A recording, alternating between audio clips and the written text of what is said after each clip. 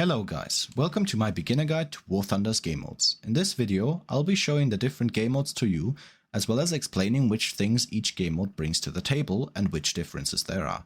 Beforehand, I'd like to recommend that everybody new to the game play the tutorials for airplanes, tanks and ships, which can be found in the top left corner of your hangar and are accessible over a drop-down menu, as shown in the video here.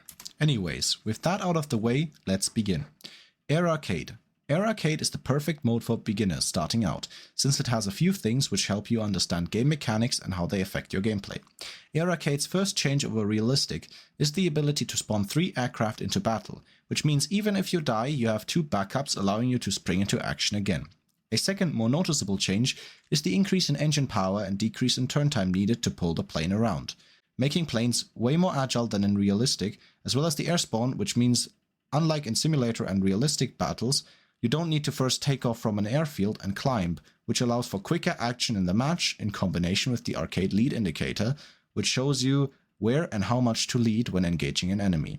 It is activated by pointing your cursor at the enemy and clicking X on your keyboard, which will select the enemy, and once you close in to below 1 kilometer or around 800 meters, the indicator will appear, allowing for relatively accurate fire, which makes maneuvers even more important in arcade than they are in realistic due to the increased precision and likeliness of being hit by your enemy. Next on the list of arcade changes is the handling of gun ammunition and jamming. In arcade, your guns reload and unjam in the air after a set reload time, meaning you don't need to land to rearm, only requiring you to land to repair. In general, arcade is more for fast-paced dogfighting rather than realistic air engagements, and therefore recommended to get a feel for aiming guns and handling a plane, as well as basic dogfighting maneuvers and tricks. Now let's move on to air realistic. In air realistic battles, there's quite a few changes compared to air arcade.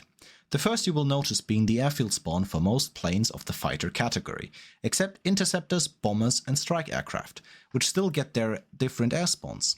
Secondly, your plane's performance will also be way more realistic and sluggish. The third change is that guns only have a set amount of ammo. If you run out of ammo or jam your guns from overheating, you will be forced to land on a friendly airfield to rearm and unjam your guns, as well as replenish ordnance such as bombs or rockets.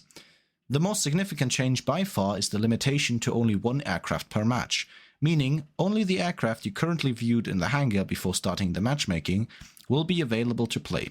And if you're shot down, you're out of the match. As well as the lack of a lead indicator showing you where to aim, meaning you need to aim with experience gained in your previous matches, making it way more strategic and competitive compared to arcade, where you were given 3 spawns, although this is compensated with a higher reward gain per match due to these factors. Let's move on to air simulator battles. Air simulator is in a lot of aspects similar to air realistic, although it features harder controls as well as the limitation of only being able to fly in cockpit view for a more realistic depiction of combat. Furthermore, maps are way bigger than in both arcade and realistic, increasing the duration and time to look for and engage an enemy by a noticeable amount. With the air battles segment finished, now we shall move on to ground battles. Let's begin with tank arcade battles.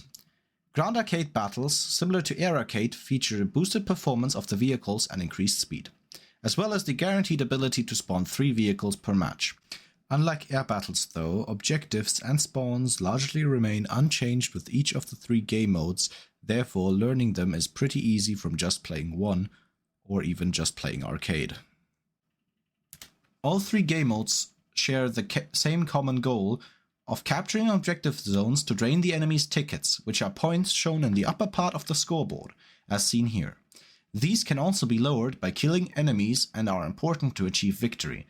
Alternatively, victory can also occur due to the enemy running out of spawnable vehicles. Now onto the tank gameplay itself.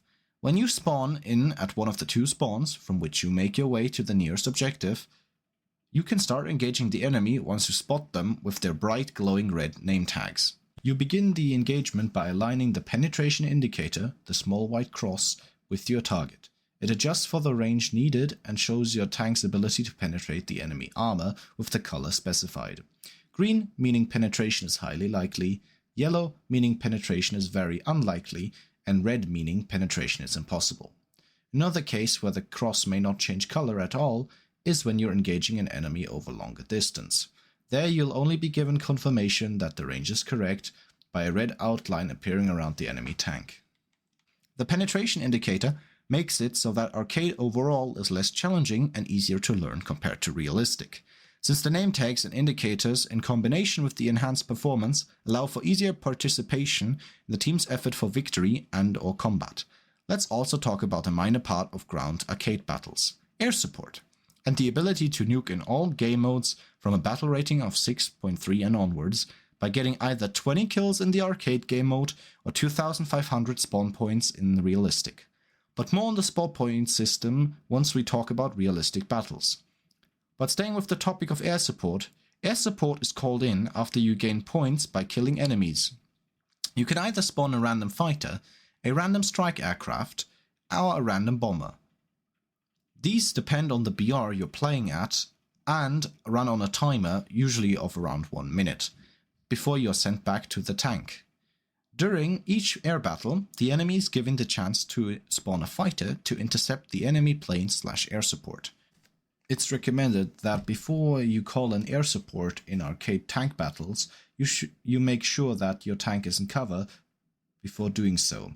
The rewards in arcade are the smallest out of the game modes, but that is due to the lack of difficulty you're presented with in the game mode. Now let's talk about tank realistic battles. Tank RB shares the objectives with arcade battles, while removing the engine boosts as well as penetration indicator and even the name tags. Meaning, you now need to spot the enemy tanks yourself, range shots based on estimating the range or using the range finding skill that makes your gunner either estimate a range if no rangefinder is present, or makes him use the rangefinder to give you the distance to your enemies. The spawns are also only limited by the number of vehicles you can bring and the number of spawn points you have, which you gain by destroying enemy vehicles and capturing objectives.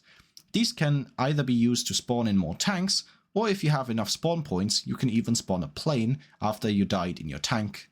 Spawn point cost for planes varies depending on the ammo used or ordnance carried, as well as the plane type. Here are some examples for fighters, a strike aircraft and a heavy bomber, as shown here.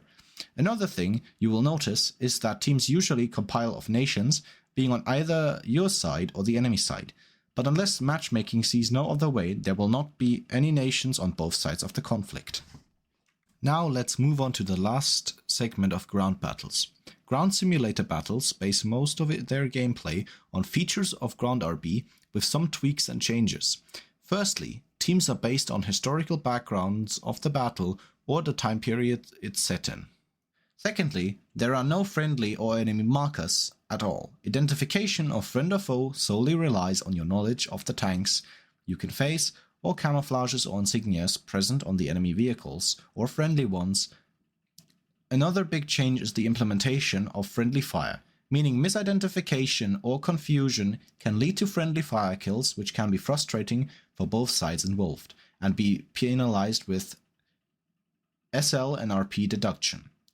Another big aspect is the way you experience your vehicle. Your view angles are limited to the already familiar gunner's sight, binoculars, and the commander view when in third person, greatly reducing the available field of view as well as making the experience more immersive. Just like an air simulator, rewards are greatly increased to the increased difficulties encountered in-game. Air support is also available in-game, and the spawn rules and controls of air simulator battles apply. Simulator battles are only recommended for more experienced players seeking a more immersive experience and are not recommended to beginners unfamiliar with the game's core mechanics or the vehicles that partake in these battles, to prevent unnecessary friendly fire and frustration. Just to briefly touch on the subject of naval battles, while there is the option to partake in them, just like with air or ground battles, it is not recommended for beginners due to the small player base, relatively complicated mechanics, and lack of proper polishing and balancing. I can still offer a guide to naval in a separate video if desired, although the game mode is most likely not relevant to the common player.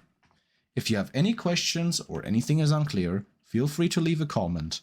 And if you enjoyed the guide or want to support the channel, consider subscribing or liking the video. Have a wonderful day.